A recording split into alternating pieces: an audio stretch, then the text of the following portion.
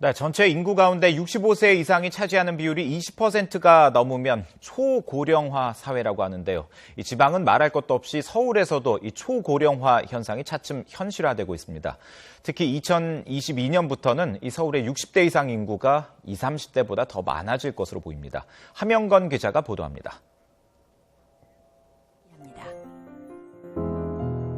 하지만 대한민국 어느 거리와 어르신 춥지 않으세요? 좋아요. 추운데도 굳이 이쪽으로 나오시는 이유가 있으세요? 세월을 보내기 위해서 나오죠. 고령화의 단면을 보여주는 대도시 도심공원의 이 같은 모습은 낯설지 않은 풍경입니다. 지방뿐 아니라 수도권도 고령화의 속도가 빨라지고 있습니다.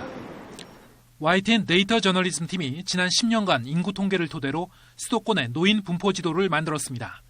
65세 이상 인구의 비율이 20% 이상인 이른바 초고령화 지역이 시간이 갈수록 확대된 사실이 확인됐습니다. 이런 현상은 인천 강화군, 경기도 연천, 가평군 등 수도권 외곽에서 광범위하게 진행되고 있습니다. 서울도 예외가 아닙니다. 10년 전만 해도 청색으로 표시된 비교적 젊은 동네가 이렇게 많았죠. 하지만 이후엔 점차 달라졌습니다.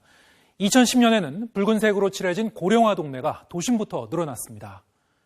지난해에는 짙은 붉은색, 즉 초고령화 동네가 7곳이 나타났습니다.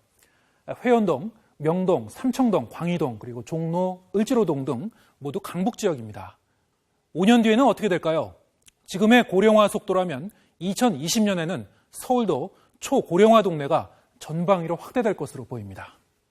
기존의 주거 환경의 질 자체가 낙후되는 또 열악해지는 그런 문제가 바로 깊이 그 안에 관여가 되어 있습니다.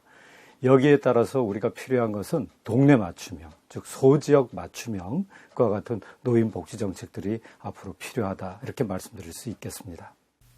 저출산과 평균 수명 연장, 주거 여건 등의 요인이 맞물리면서 서울의 청년 인구는 10여 년째 하강 곡선을, 노년 인구는 상승 곡선을 그리고 있습니다.